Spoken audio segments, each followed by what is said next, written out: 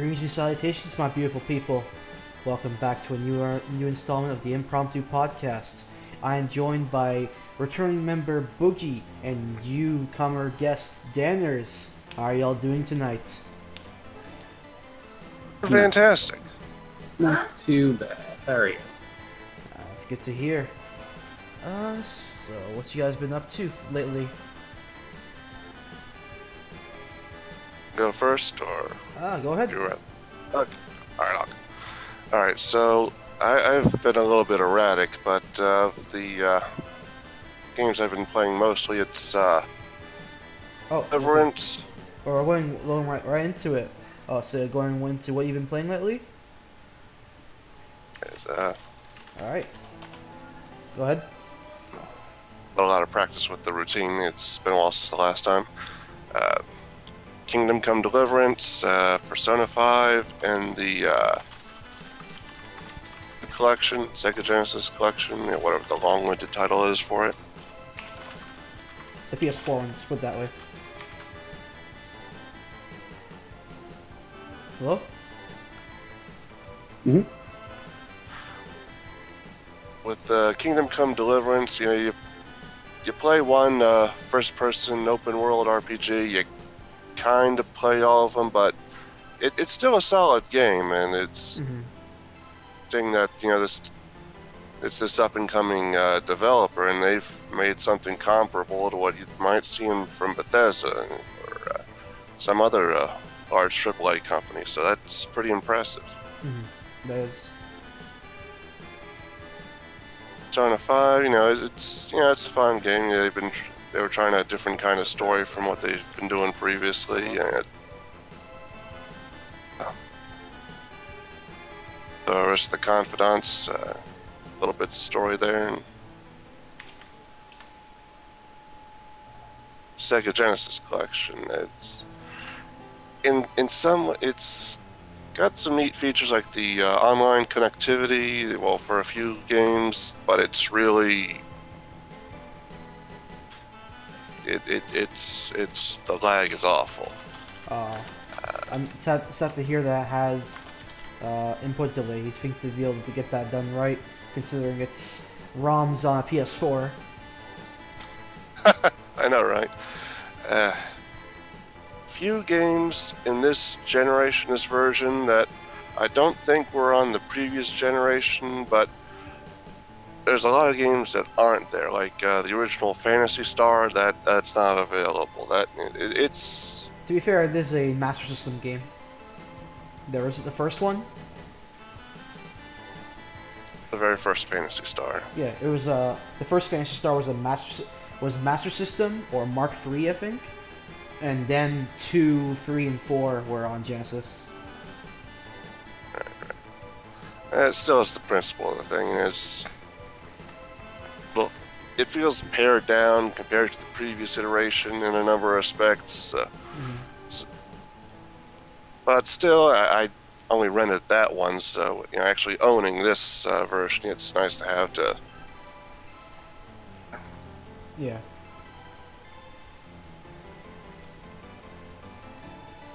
Also curious about this game called Cultist Simulator, but I've how to freaking play the game. No, it's all good. For myself.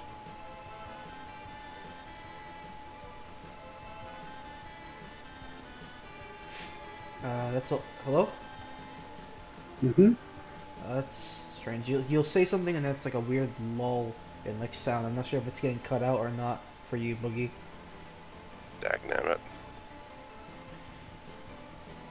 I think I just need to speak up more. That's my problem. Oh, okay. As for you, Daniels, what have you been playing lately? If you're finished that way, that is. You all good, Boogie? Fantastic. Yeah. How are you? Okay, all good. So as for stuff that I'm actually playing, well, don't get to play a whole heck of a lot lately, as my icon would obviously spoil. Smash is my big thing. Still playing a lot more Smash 4 compared to Melee, but I have to be somewhat warmed up on that, following the scene. I do a lot more stream watching and tournament following than actual playing. But then, like, it's going to be funny because you guys have all these games that you've been playing that I've not even heard of. And here I am with Smash and like Pokemon Go and then Fortnite. I am like the super meta fiend here, I suppose. Fun, there's nothing wrong with that. Yeah, nothing wrong. Although, that being said, though, I am looking forward to the launch of BlazBlue Cross Tag. Been playing the demo and whatnot, trying to get a hold of it. Like, get a hang of it, rather. Well, if you're slow and steady progress. Yeah, if you're someone who's impatient, the Hong Kong/Japanese release is already out. Yeah, I've already been watching a couple streams trying to see what these other characters are doing. Because right now I'm at the point where I have one character that I absolutely like, and then one who's just kind of there. Yeah. Like, I just can play him okay. And then, as I think Abe said at one of our gatherings or whatever, it's like, oh, I picked like the best team in the game. So it's like, yeah, Ruby Jim, of course, is what I'm talking about, but I don't really care for Jim. So I gladly switch him out at any point. Yeah. Probably switch him out for like Blake, Ori, S. Those are 3 like really good characters. They're all very esports, as they say. Very privileged. Very esports. They're all very privileged characters. Yeah, when it comes out, I'll have more time to play around with it. But like, especially even today, like, I wanted to come stop by, but that's some things got in the way. So just between the college, working there and whatnot, and then other things, I don't really get to sit down and play too often. Same. Honestly, even myself, even though I go to locals like nearly every week, I don't really get to do much actual like playing when I'm there, which is unfortunate. I did notice that last week too. Like, I felt bad because I kind of hogged the station for a bit. That's fine. It's usually like a lot of times it's like a lot of the games that everyone usually is playing I don't want to play, and it's like I usually want to get like some sort of practice in something that's like I want to get practice or some work in like something that's like I guess quote unquote important, but like nobody actually wants to do anything with that. Well, it's because you play all the obscure stuff. I don't play obscure things. I play the actual games that get played. Let's be real. Which then transitioning over to what you've been playing would be. Well, currently for myself, I've been playing a bit of let's see. Whoops. I've been playing a bit of the Street Fighter 30th Anniversary Collection. Okay. Which is pretty good in my opinion. I've noticed there's been some oh shit, I should probably shorten that down. It's looking weird on that overlay, the text box. Okay. I've been hearing a lot of really like mixed or bad like impressions of it so far. People are having like connection issues or audio problems, things like that, and whatnot. And I'm personally not feeling any of those issues with my copy. The netcode seems to be running pretty damn good. I've had out of 100 or so people I've like matched up against, only maybe 2 or 3 of them are actually been like bad, and the rest of them were like pretty good for online. You know what I mean? Which is a pretty good like ratio. Like obviously online will never be perfect, but I'm saying compared to like other online games out there, like let's put it this way, Street Fighter 5 and Marvel Infinite, it'd be like 1 out of every 4 or 5 games I'd get something that's like completely unplayable. Yeah, I remember that. Yeah. Teleport City. There's more teleports going on in Street Fighter 5's netcode than Dragon Ball Fighters, which is saying a lot. Transitioning over, I've been playing a little bit of, because I'm a strange person, Bishoujo Senshi, Sailor Moon S on Super Famicom. I've been playing that some more, since it's actually one of my more favorite fighting games in recent years. Despite it being, in all honesty, a rather broken game. It's probably one of the most broken. It's one of the most broken fighting games I ever played in my life. but it is also one of the most balanced fighting games I've ever played in my life because of how broken it is. Because it's not like, It's the Dota 2 syndrome. Everything's so broken that it's balanced. Yeah, but I think about it's like everybody's broken. It's not even like, oh, like half the cast is broken and it becomes the meta because of that. No, it's literally every playable character has something crazy about them, and because of that and the actual general like universal mechanics allowing them to be broken together, that kind of becomes like you just look at the character select screen, choose any of them, and you can still they're all viable for a tournament, which is great. That sounds chaotic and fun. Coming in EVO 2019. Oh, I would love that, honestly. I mean, this EVO is the EVO of anime, so why can't we add Sailor Moon into the mix? Mm-hmm. The funny thing about it is that this actually, it's not much like other anime fighters. It's more like a proper like Street Fighter than, say, like Guilty Gear or BlazBlue or something like that, because it's very old school style like mechanics. Very similar to like Street Fighter 2 hyper fighting in a way, where like very ground based, but you still have like air based specials and things like that. But what's crazy about it is that every single normal you can like backdash or forward dash cancel out of it if your character has a forward dash, that is. But because some characters don't, I think only 2 characters actually have a forward dash. But anyways, so let's say if you do like you hit some lights and you do a sweep, you can backdash out of that sweep to make yourself somewhat safe. Or if someone's blocking, if you're blocking moves, you can guard cancel, which means like you can use a special during your block stun.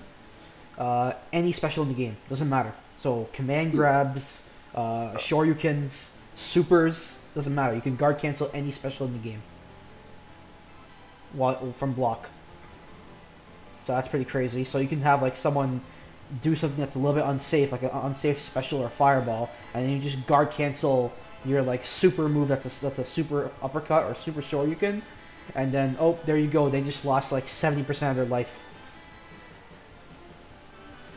I see. Because it's from in the era back when like fighting games didn't have like damage scaling or anything like that for combos, right. So you can do like 70% combos like just like it's nothing.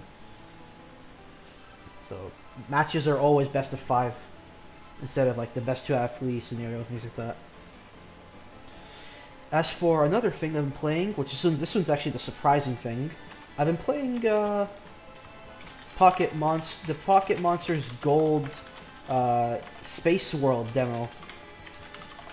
If anyone's ever heard What's about that that. like? This sounds like some sort of like Pokemon ripoff game that I would see on like a Facebook ad, but feel free to explain it. This is not a fake game. You guys ever seen back in the day the old previews and stuff for Pokemon Gold and Silver way back in the day, like in like the early 90s and stuff, when not early 90s, but like right around the time when Red and Blue came out. Not too long later, there was already work being like Red and Blue or Green came out in Japan back in I think 94 or 96. I forget what year exactly, but they started working on Gold and Silver not too long afterwards, even using the same engine as Red, Blue, or Gen 1 did too. It was still the Generation 1 engine. So when they were working on what was at the time called Pocket Monsters 2 Gold and Silver, or Pokemon 2 Gold and Silver, if you want to go that way, they were working on the Gen 1 engine. They were making, a bunch of new Pokemon. I think there was like over 100 brand new ones that are in this one. Many of which in this demo aren't in the final game, by the way. Like a lot of designs that were never ever used. Like I'll try and find a link to this and post it in like the description or something like that. But there's a lot, like for example, the Fire Starter and the Water Starters look completely different than what they are in the final game. The Water Starter looking a lot like Poplio or like a Sea Otter. Right, I remember seeing this. And the Fire Starter, the Fire Starter looking a bit like a Fire Pikachu, to be honest. Or a Fire Raichu, actually. And then changing into something like a Fiery Lion, so I guess that's like a precursor to Pyroar and such.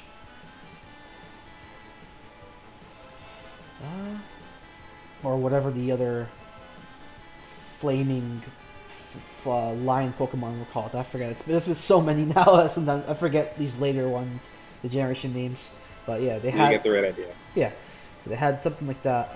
In terms of like actual engine-based things, because it's running off the Gen 1 engine, there's a lot of like I guess you could say Gen 1 jank that's still in the game, including the game speed being slower. The game itself still having it had no like new music tracks yet, so it was using things like the Route 1 theme, and every single battle, regardless of it being a trainer battle, a wild battle, or a gym battle, they were always using the Gen 1 gym battle theme, which is kind of hilarious. So it's like, no fight is important. Everything is just a gym battle fight. But yeah, this demo was shown off back at Space World, which was kind of like the equivalent to like E3 back in the day before E3 was a thing. And somehow, not too long ago, I think on May 29, the demo was suddenly just leaked onto the internet. So people are like downloading ROMs of it, trying to make a translation patch and everything, so they can go through and see how much more was different about this. And it's pretty wild, honestly. Seeing, like, in my opinion, one of the best of the Pokemon series, seeing behind the scenes firsthand, not just like in pictures or short video clips, actually tangibly being able to play an older version of one of the best games that ever come out. So that's something that'd be really cool. Mm-hmm.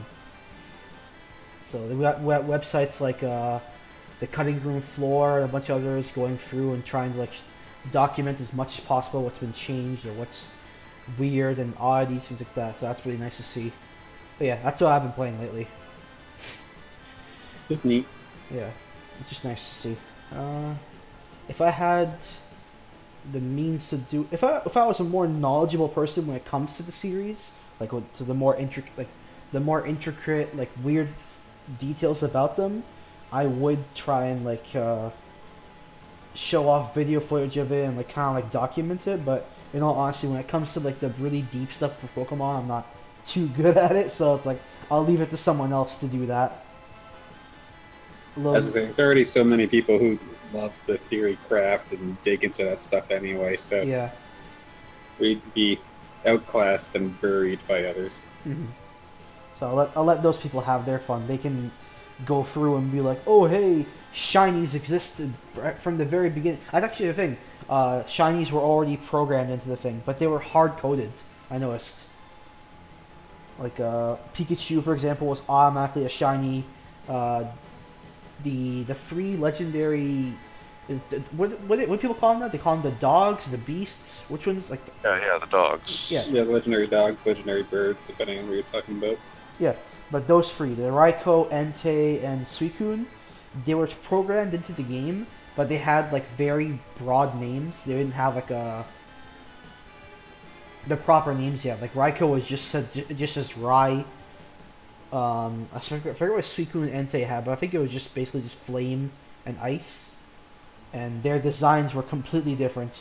Raikou, for example, looks like a dog version of Ragna the Blood Edge, which looks hilarious. But yeah, that's the whole nother story. Oh, can you really believe it? That's already almost a week before E3. Well, I never really kept track of it, so. It was always easy for me to remember because it was the week after SGL. That's how I remembered it.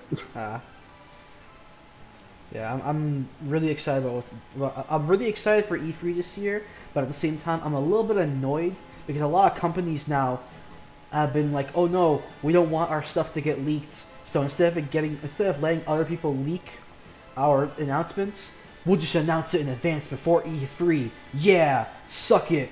Rise up, weed gangers. Like, dude, like, you're ruining your own hype.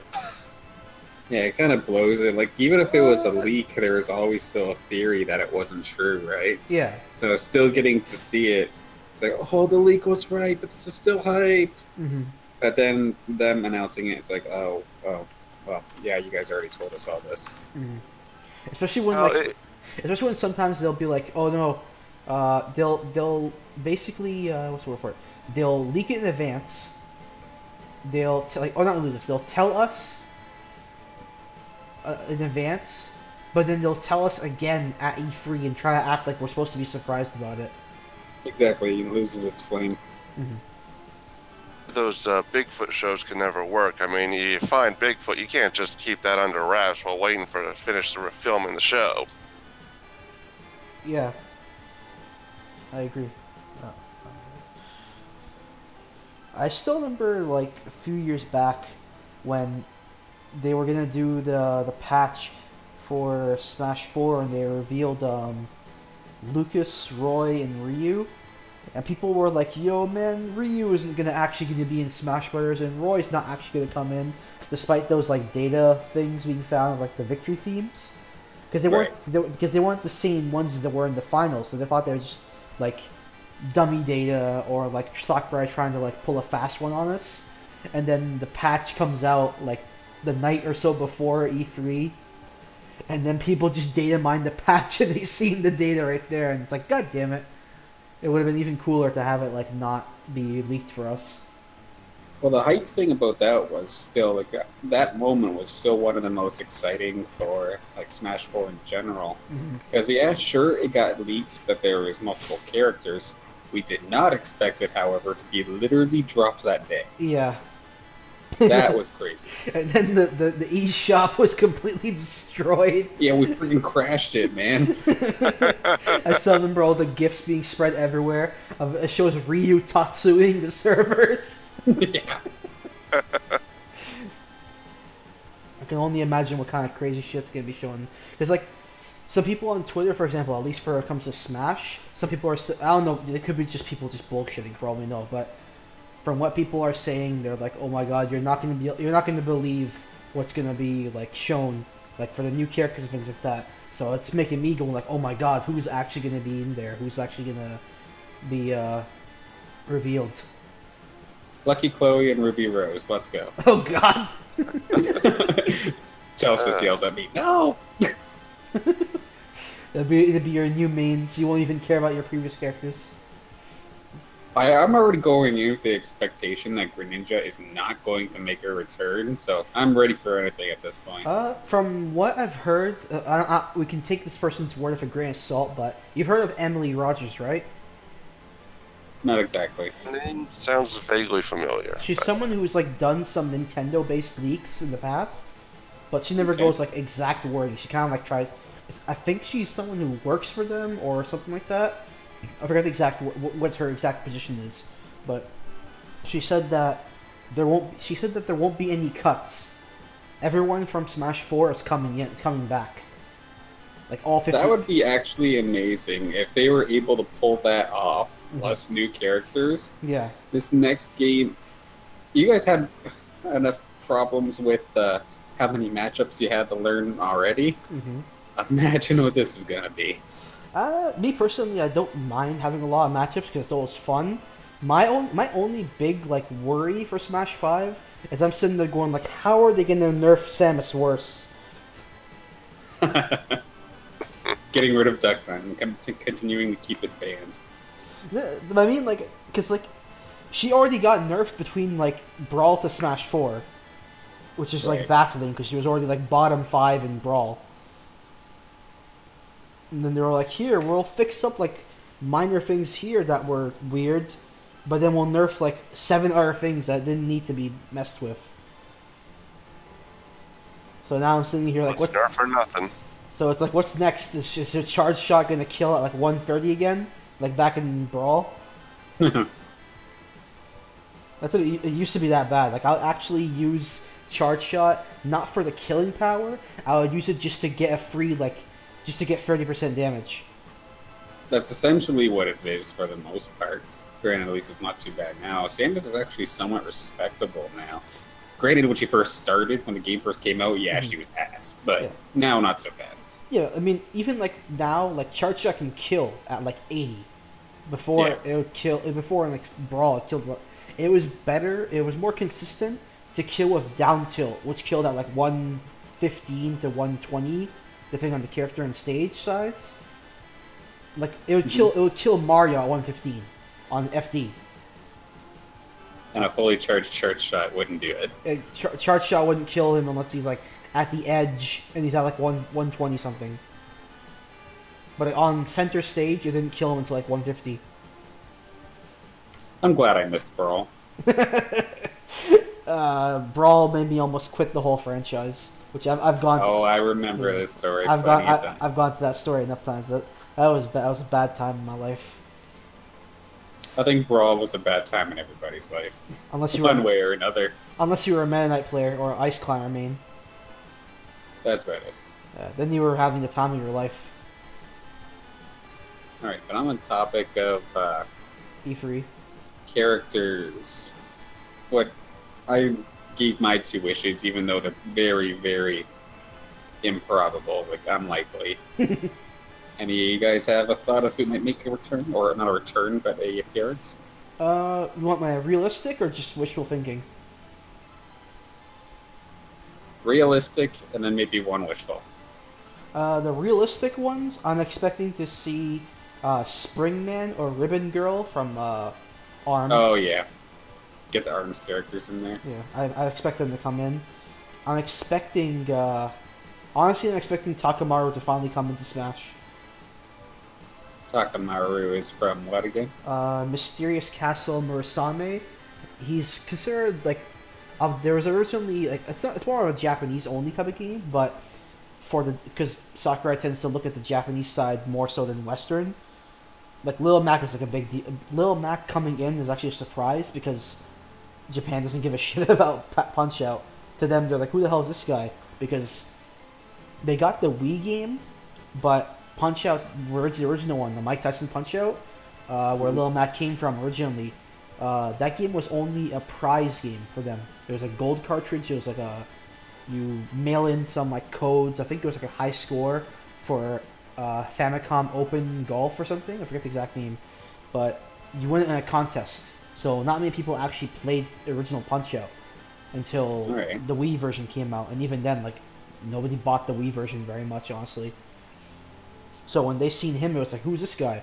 So he was clearly a North American / Europe side like character choice, but everybody else usually tends to be a Japanese audience thing. Oh, for sure. Especially I remember the first time when they sent the trailer out for Korin. I'm like, who the fuck is this character, and why should I care? But it was because it was already out in Japan. Mm-hmm. So it was hype for them. We're going WTF, which, granted, sure, now Fire Emblem's actually more accepted in North America, but it sure took a while. Mm-hmm. It only took a gacha mobile game to get really big.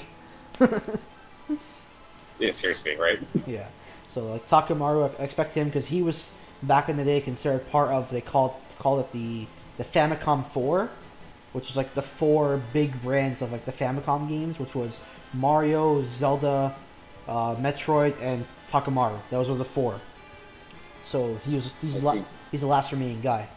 So, I'm expecting him.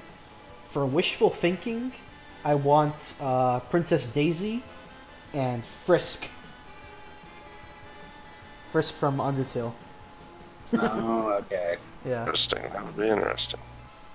Which, I could see both of them happening, and I can see them not happening at the same time. Because, like, Princess Daisy is one of those characters that, like, seems to always kind of show up in these kind of spin-off style games. And if they were to base her moveset off of, like, I guess the spin-off games, like the sports games, the kart racers, and her own game with Super Mario Land, there's a lot of, like, moveset potential available there. Plus, she's a pretty big fan favorite character from the Mario Brothers side. As long as it's not a Peach clone, then by all means. Yeah, and there's a lot of stuff you can work off her to not be a Peach clone. A lot of stuff. That's one thing I just don't want to see is clones galore. I don't want any of that again. Yeah. We already have Fire Emblem Attack of the Clones. Swordsman. Huh? You're saying something? Jokes. Attack of the Clones. Same. Exactly. But yeah, as for Frisk, you guys have both played the game Undertale, right? I have not actually. A little bit of it. I've just barely scratched the surface. Well, you're aware that there's there's different like weapons and items and armor that's in the game, right? Which each of them have their own style of like different like attacking formations or mechanics and stuff when you actually go for a fight. Mm-hmm. So like I can imagine, say for example, like Frisk having those type of things. Like for example, like the down air or something that could be the ballet shoes, or taking a big huge like mercy or fight button and just slamming you in the face with it, or things like that. Shooting projectiles with the empty gun, blocking with the frying pan or whacking with the frying pan. The smash attack could be the worn dagger or real knife and all this things like that. Obviously, you'd have to make color 8 be Kara, but that's another story. Of course. Like the other ones can be different, other like striped shirt colors, and then like just like how like Alf and like Iggy or all the other Koopalings, they have like a thing where like it's still an alternate costume or color, but the game will like change the name and they'll call that out. Right. It could be something like that. So like normally it could be like Frisk, but then for that one it could be like Kara or something like that. I don't know. Be all mysterious like. I don't know. I'm a dumb person. Anyways, interesting nonetheless. Yeah. All right, Boogie. What's your two predictions? I don't have any realistic prediction because I don't follow Smash that closely. So, all right, but just throwing some names out there. Let's say Puss in Boots from the old NES Puss in Boots game. Slayer of Astora, because Dark Souls. They got that remaster for the Switch coming down the line. That's enough of a connection to work. Yeah. Jack Frost or Pixie from Shin Megami Tensei, because they are sort of mascot characters, even if they're still kind of a niche franchise. Mm-hmm. That's not Persona. It's not big enough. You gotta ask for Yu Narukami. That might happen. That's actually plausible. Actually, wait, BlazBlue Cross Tag's on Switch too, isn't it? Yeah. All right, can we get one character from each franchise in the game? Let's go. God damn. Okay, we'll do still, since Smash tends to usually go with like pro tags and stuff. It's just gonna be Ragna, Hyde, Ruby, and Yu Narukami. That's what I figured. It'd probably just be the staples, the heads of them. Yeah. And they'll probably be DLC. Let's be honest. Yeah. $11.99 each because it's Arxis. It's okay. God. I'd do it for Ruby Rose. It's like everybody else would be like reasonably priced, like $4.99 or $5.99 because we're Canadians. But like then they'll be like, oh, by the way, Arxis shit, $11.99 plus tax. No. That's how they are. It's like, hey, we do overpriced DLC and a lot of other bad business practices, but we're not Capcom, so we get away with it scot-free. Yeah, so I'll give credit. At least this cross tag one isn't that bad. it's actually really bad. It's really bad. Oh God. I mean, when I first heard about it, it sounded absolutely terrible. But at least, well, I don't know. Yeah, it's really bad. In my opinion, I've said this before, but quite frankly, I want cross tag not to do well, simply because I know other companies, they look at these things like if a company's doing well with a certain action, or if this DLC practice or microtransaction is working, they will try and emulate it. So if cross tag does well, other companies are going to look at how that game did its DLC practices and be like, we can do the same thing too. And then they're going to try and push it a little bit more and a little bit more until the bridge finally breaks. And we already had that happen before. It was called Street Fighter Cross Tekken. Oh yeah. Oh my goodness. Yeah, that was so bad they killed Tekken Cross Street Fighter. That's how bad it was. Okay, to be fair, Harada said it's still on hold. He recently said this, like about a week ago. Now, hang on, if you get the collector's edition or whatever BB tag, you technically get all DLC, don't you? Nope. If you get the collector's edition, you don't get the season pass. Okay. Fuck? Unless you What does that include? Unless the collector's edition, all the usual guff and bullshit that they come with, like 50 something like 20-page art book, a soundtrack. If you get the Switch version, you get a collector's case for like your Switch. Okay, hang on, maybe not the collector's edition, but the deluxe. Ragnar. That's what I'm thinking. Yeah, the deluxe edition, like I guess you could call it the gold edition. Yes, comes with it, but at the same time, it's like that's still basically the price of a little bit more than the price of a regular full price game. You know what I mean? Okay, but I just look back into. I'm always going to go back to Smash, of course, but Yeah. of course, as a TO, getting all that DLC for every system. Yeah.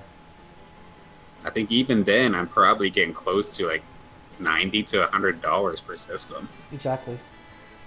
And then you gotta So make if sure... BlazBlue or whatever comes out, and you can get like DLC or whatever just under 100 or whatever, that I know it sounds terrible, but it doesn't sound too terrible in my opinion. Mm-hmm. All right, I mean, it ain't. Oh, sorry, go ahead. here's my problem here. We got all these characters locked behind DLC.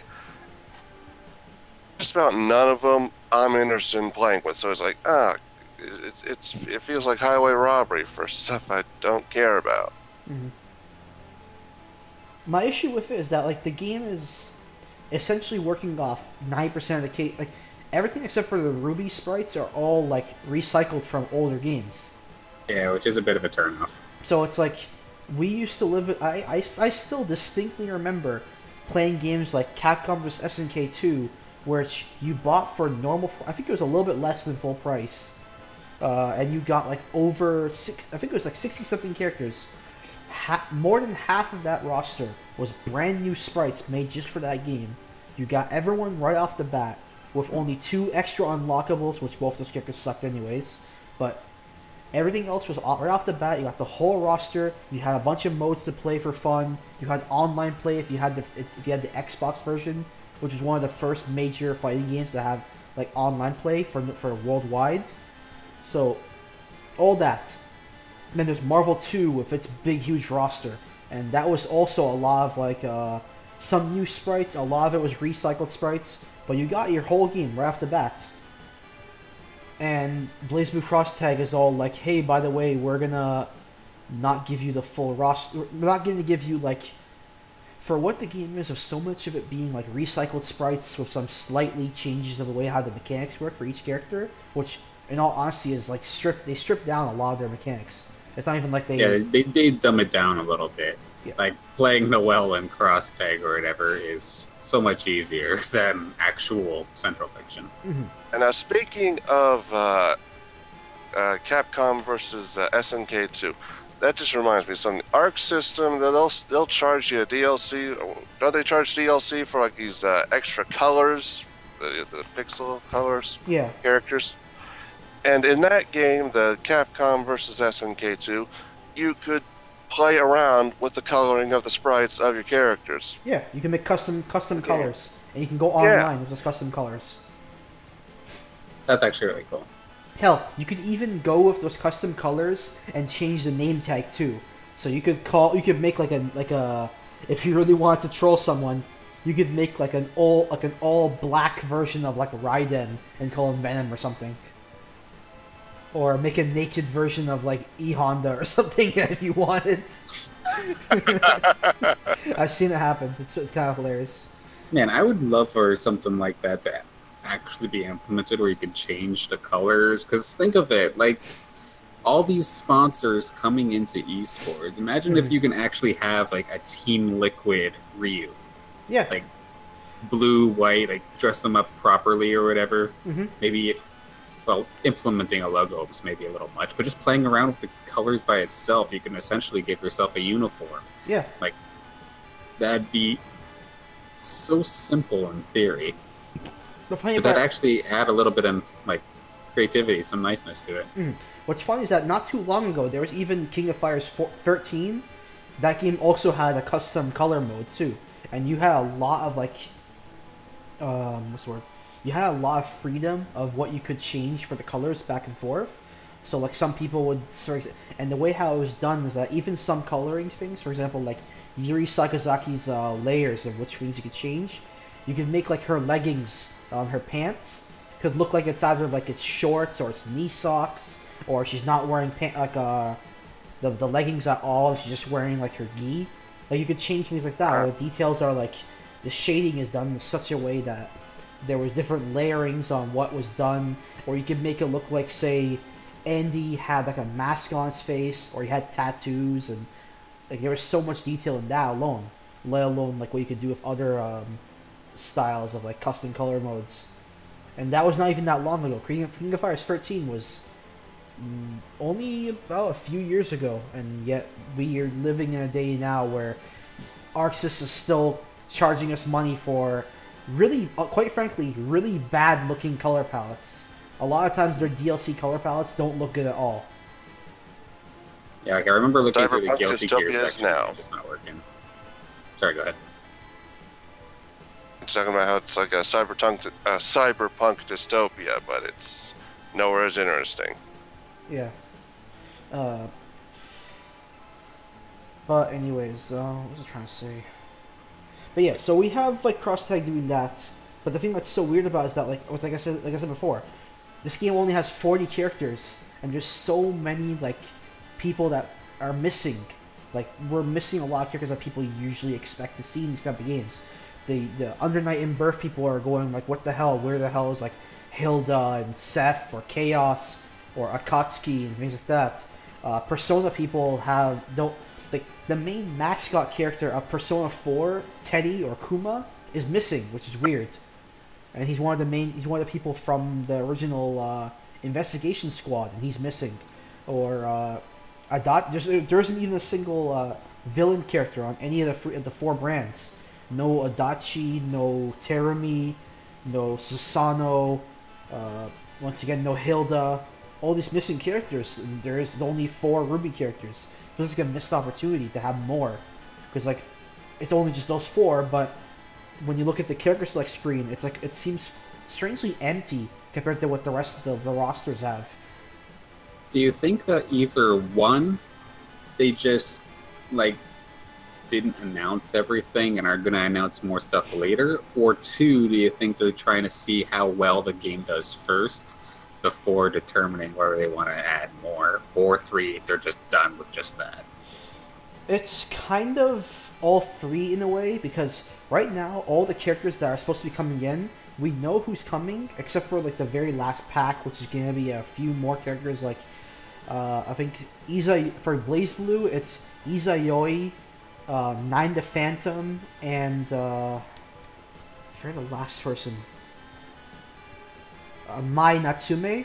Those are the 3 BlazBlue characters. Under Night in Birth is getting Yuzuhira, Mika, and Merkava. And then Persona is getting Akihiko, Mitsuru, and I think Labris. Yeah, that sounds right. And then Ruby's getting Yang later on. But there's also, people found out there's going to be 2 more characters, so it's going to be 42 characters. The last 2 are going to be Asuka and Yumi from Senran Kagura, if you guys have heard of that. Not quite. About that a while back. If you haven't heard of Senran Kagura, it's basically like an action beat-em-up style game that involves really big anime titty ninja women. When you beat them, they beat each other up and their clothes rip, and they get more and more naked, and and do special attacks and stuff like that. So the main star, Asuka, who's like the main pro tag, and then Yumi's another main character who's like, she used to be like a side character, but she became incredibly popular, even more popular than the other main characters. So they're like, all right, we're gonna throw her in too. So that's the other surprise, which in my opinion isn't too big if you ask me. Right, like that's exactly where I'm sitting right now. Like I'm at a point where it's, if that is everything, we already know what it is at day 1. Mm-hmm. There's nothing that's going to kind of hold us into excitement for later. Yeah. Which makes me think that like, because no one usually releases their full DLC roster for the entire game, and it's known by day one. Like, there's got to be something that is just not announced or in process that the thing is isn't noticed yet. The thing is, those characters I mentioned, those ones weren't supposed to be known. We only know about them because people data mined the Switch demo when it came out. Because Arc System Works deliberately didn't give us a PC version demo because people were going to data mine it. Then they kind of forgot the fact that people have already hacked the Switch. So they took the Switch version demo and data mined that and found that data. So so everyone else who was announced prior to that, like Hakumen, Ori, Kanji, all those other characters, those were already announced and they're going to come out before EVO. But post-EVO was supposed to be those characters I just mentioned earlier. That was supposed to be their big thing, like, oh, by the way, these people are coming after EVO. But now it all got leaked. And they're trying to... The funny thing about it is that, like, some people who, like, work with ArcSys and stuff are trying to act like, no, it's all fake. I'm like, dude, come on. People found this stuff straight up in the data. Don't try to hush around it. That's the thing. Like, I understand by a business situation, it makes sense to, like, not admit that your stuff got leaked. At the same time, it's better actually to just stay quiet than to try to deny something when it's already been proven without a doubt. You know what I mean? Also, as a business standpoint, it doesn't make sense to me that, like, going back to the idea that, okay, yeah, we have 20 characters. There's 20 characters of DLC, but they already promoted it. And then they're only going to add 2 more for the life of the game? Yeah. To me, that makes absolutely 0 sense. Mm-hmm. So I guarantee, like, I'm going to say, like, 99% we're going to see some more stuff, like, down the line. Mm-hmm.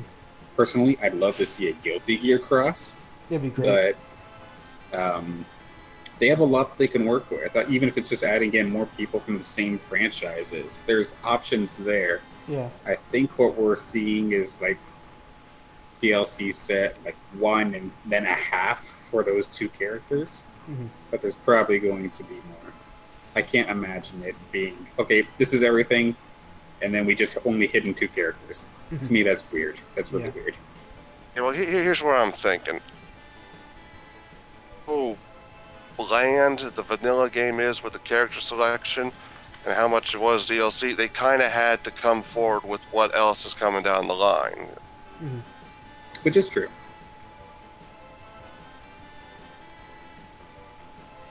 The funny part about it is that, like, even with the characters that are, like, missing, there's a lot of characters that people wanted to be in the game that are missing. Like, especially on the BlazBlue side, people are wondering, like, even major, like, mainstay people are missing, like Bang Shishigami and Lychee and characters like that. It's like, there's, like, mainstay, big main characters, and yet they're completely missing.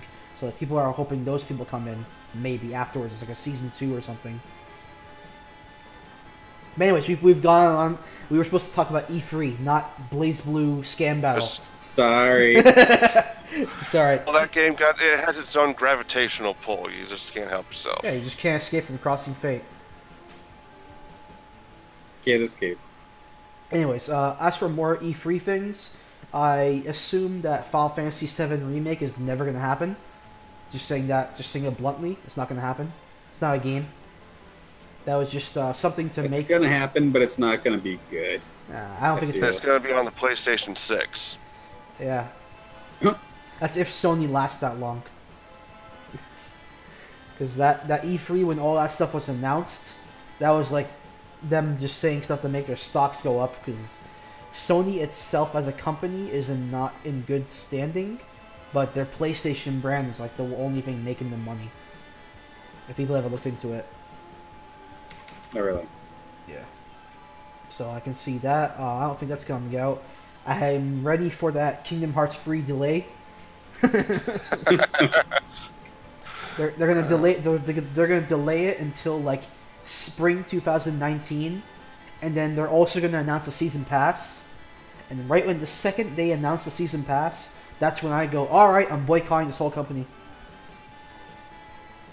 I mean, why the hell would you season pass Kingdom Hearts? Isn't it supposed to just be a damn adventure game? Yeah, but they season pass Final Fantasy 15, despite that game being worked on for 10 years. There's more money to be had. Who cares whether or not it's good practice? They can get a little more blood out of that stone. No. I mean, Final Fantasy 15 has its own special kind of suck next to it, though, doesn't it? Yeah. But I have the feeling if they do a season pass, I'm definitely not gonna support that game at all. I'm like, hey, well, I only care about the plot, so YouTube is a thing. No, just you wait when you have to grind throughout Kingdom Hearts 3, only to then use your Keyblade to unlock a loot crate that could possibly get you a new Keyblade. But in reality, it's going to get you a shitty pair of boots. I don't got anything sharp in my hands. I only have chopsticks to slit my wrists. I swear to God, that'd be devastating. Not gonna lie, but if they include some DLC for something like Legacy of Kain or Aya Bria making a cameo, I would sell out. I would sell my principles for something like that. Like, I get if it's an expansion, kinda, off of it. Like, sure, like a whole new storyline, like, say, like Witcher 3-esque. But, like, just to say have him show up as a playable character or something, that's kind of odd. Yeah. But with the gaming community the way it is, or industry, rather, I wouldn't put it past. Yeah. Yo, who's ready for Crackdown to get canceled?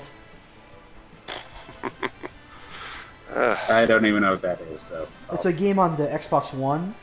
They announced it at E3, I think 3 or 4 years ago, and every year for the past few Microsoft conferences, they like show it off again like it's a new thing. And it still hasn't come out. So I think it's just going to be straight up canceled. I have the feeling it's going to get canceled. Hell, it wouldn't be the first time it's happened, because back when the Xbox One was first showing off its game library, they announced Phantom Dust for Xbox One, and internally, Microsoft had already canceled the game before it's just shown at E3.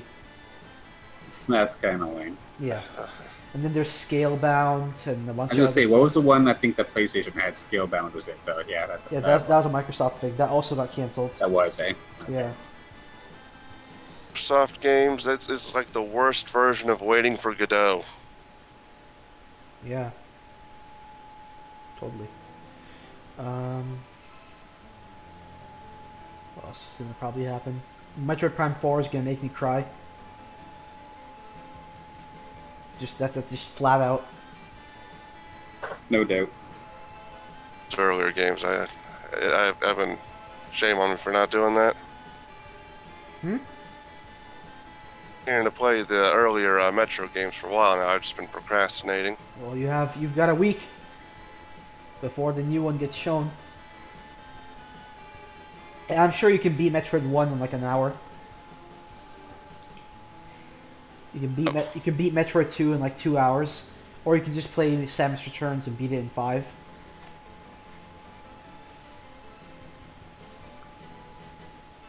They meant Metro, No, Metroid.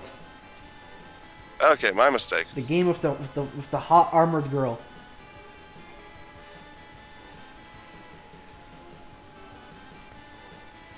Yeah. What else is gonna happen at E3? They're gonna show off like 8 seconds of Last of Us 2, and we're gonna act like we're surprised. They're gonna show us Batman Arkham Spider-Man Edition. They also know as just Spider-Man on PS4. Right. I was gonna say, wait, what? Because it's basically it looks like an Arkham game, but just with Spider-Man. Yeah, why not? Batman did take a few moves from old Spidey in his game, so you know, fair is fair. I don't know.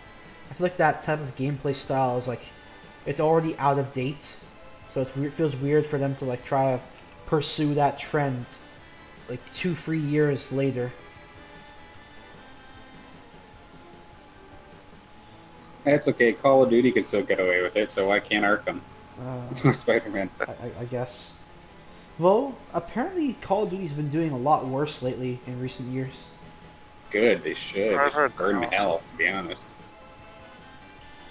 Hell, Battlefield 5 is looking like it's in hot water already.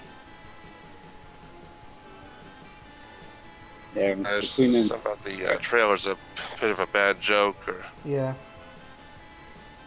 They're like, here's our realistic World War II shooter with our steampunk prosthetic arm frontline female fighter on the British side with 2 white guys and a black guy.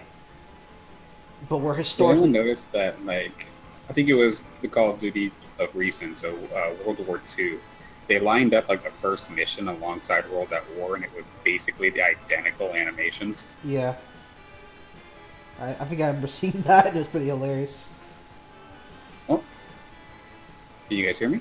Yeah, I heard you. I can hear you. You said talked about how they lined up... Rip, I'm World... dead. Oh, no, I hear you.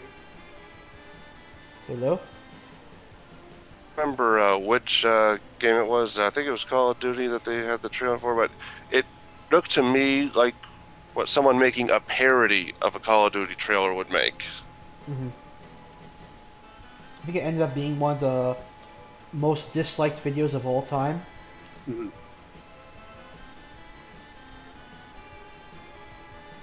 Around the same time, Battlefield 1 was one of the highest thumbs up videos of all time.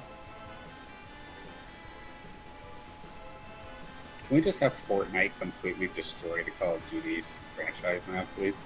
Yeah. Did you know Sounds plausible. Did you know They've Fortnite's essentially coming to Switch? taken over the... I believe it. It should. It'd be the perfect game for it. It already got announced. Which Good. is That's awesome. which yet another one of those examples of stuff that should have waited for E3 that they decided to announce now instead of E3. You know what I mean? Well, that means that Nintendo basically won E3 before E3 happened, right? Yeah. But what I find so stupid about it is, like, because it's already been announced, it's like, now we already know about it. But you know that when we get that Nintendo E3 presentation, they're still going to freaking faff about for like 5 minutes straight about Fortnite coming to PS4, to Switch. And I'm like, come on, we know this already. Remember when they had... Yeah. It's like when they had the Xenoblade 2 on one of the Nintendo Directs, and then they spent like 12 minutes straight talking about the game's mechanics out of a 45-minute Nintendo Direct. And we're like, nobody cares. Yep. Yeah, if you buy or if you get Fortnite for the Switch, you'll get a free complimentary Mario costume alongside like some special Mushroom Kingdom pickaxe. Yep. And then they'll go on and probably fap around that for about 5 minutes. Yeah, and then they'll be like, oh, by the way, tap the Archer Link amiibo, Breath of the Wild Link amiibo to get this. I'm like, God, no one cares. That sounds like a Nintendo thing if I've ever heard one. Here's the TV that looks like an apple. Life's good when you're a ninja block.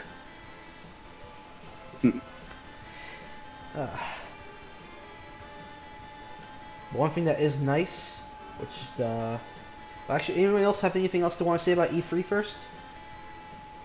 Well, it's not really. I figure, Nintendo's going to do well.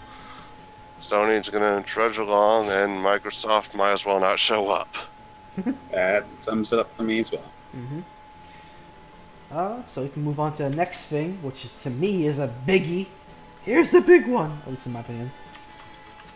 Mega Man 11 has its release date confirmed, which is going to be October the 2nd of this year. Alright. Which is like, oh my god, it's been 8 goddamn years, we finally have a brand new game. Now here's a fun... Huh? It's already sacrilege that I've never touched Undertale. Yeah. I've also never touched a Mega Man game. What? How? Never. There are over 100 of them. I might as Any well of also them? add that I've never played Zelda. Any sort of Zelda I've never played either. How? I get asked that question that's a lot. almost How is that even impressive. possible?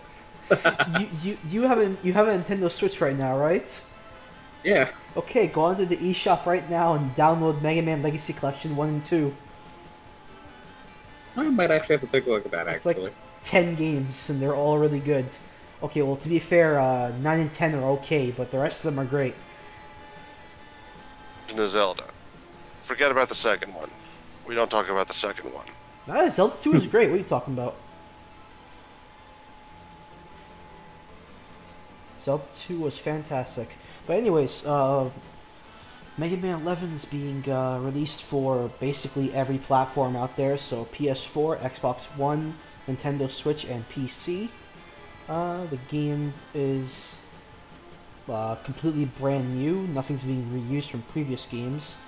What's really cool about it is that it's not just straight up just classic style gameplay. They're also adding in this new thing called the double gear system, which allows Mega Man and as well as all the other bosses to kind of power themselves up temporarily during the fight. So you can activate two different type of gears. The speed gear, which slows everything down and allows you to move quicker. So everything kind of goes into like a slow-mo state, kind of like bullet time. Right. So it lets you like dodge things easier, or if moving platforms are going down, you can get them faster. And there's also another one called the power gear, which allows you to deal higher damage with whatever weapon you're currently using. But the thing about One looks like a lot of fun. yeah, the thing about both of them is that you can't just use them all willy-nilly. They have like a cooldown meter on them. So if you use them too much, you go into an overheat state, which makes you weaker and unable to use them for a while. But what's also nice is that when you're at low health, you can activate both gears at once, which is called the double gear system. You activate them both, and then everything slows down, and you deal a ton of damage. But if you use that mode for too long, you are immediately sent to one pixel of health remaining, and you can't attack for a while. So it's like a critical state if you abuse it for too much when you're in the double gear modes. That's interesting. So it's kind of like a risk reward sort of thing to add to like the mechanics of the games to make it a little more fresh and exciting. Because prior to that, a lot of the Mega Man classic style games used a lot of the same mechanics for a long time. So it's cool to see them add a brand new mechanic to it. So it's just good to see that. What is nice is that unlike another 2D style platformer that came out about a couple of years ago, which all we'll say about that game is it was better than nothing. That game, Mega Man 11 has its art style and level design makes it a lot more easier to see what's going on, because it makes the platform sizes and the spacing very flat for like the art style, so you can tell where you're going to be landing on, or how far the distance is between you and your next jump, or things like that. Unlike this other game where it was a more three-dimensional type of like viewpoint, so you couldn't really tell how far your distance was you needed to be able to catch the next spot or anything like that. That's a big deal right there. What's nice about the Switch version is that it also comes with an exclusive amiibo. Well, the details of what that amiibo does is unknown yet. Hopefully we get some details about that E3, since Capcom said that there's going to be much more information about Mega Man 11 during E3. It's actually a surprise that they gave us this information, like this recent one. We were expecting to hear nothing from them until E3, so it's cool to have that they gave us a little bit of a taste. I myself am losing my mind. I don't show it because I'm trying to be a little more professional, but every time when the news dropped with all that information, I think it was actually it was May 29th. Because I remember waking up, seeing that information, and then saying to myself, today is going to be a good day. Because the news for Mega Man 11 came out, and Street Fighter 30th Anniversary released the same day, so I picked that up at the same time too. So yeah, it was a good day. Yeah, I gotta squeal and cheer every once in a while. Yeah. It's too much negative in the world. Not enough. Not enough good stuff. Need more good stuff.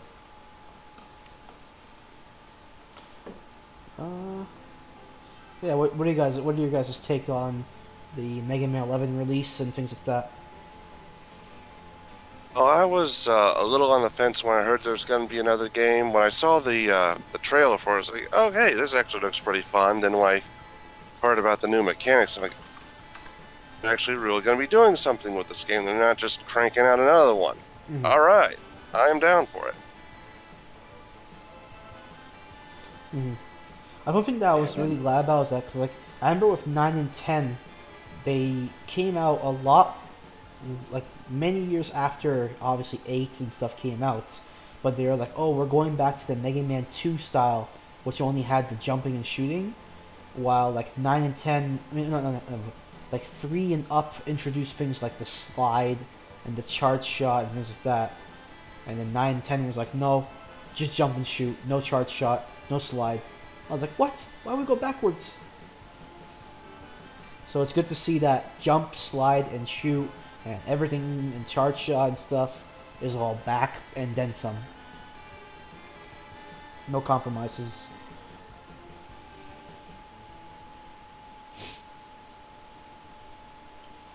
But that's just me.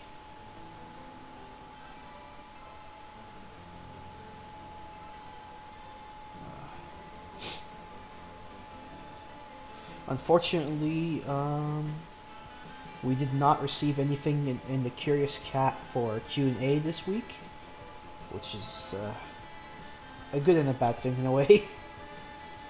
the last 2 weeks, or last 2 times, I got questions in the Q&A. Some of them were a bit strange, the questions we got. Oh, really? Yeah. Like one of them asked things like, "Are you guys virgin?" And then one of them, Bram was like, "I don't know. Why don't you ask your mom?" And things like that. Got him. It was kind of funny, but some questions I kind of felt uncomfortable actually putting them on, and then there were some that I agreed with what they said, but at the same time I didn't want to be like that guy and be mean. Some stuff that they asked, I kind of agreed with, but obviously I'm not going to be the mean person and be like, "Oh yeah, I agree. This person does talk about this certain thing too much." But that's just me.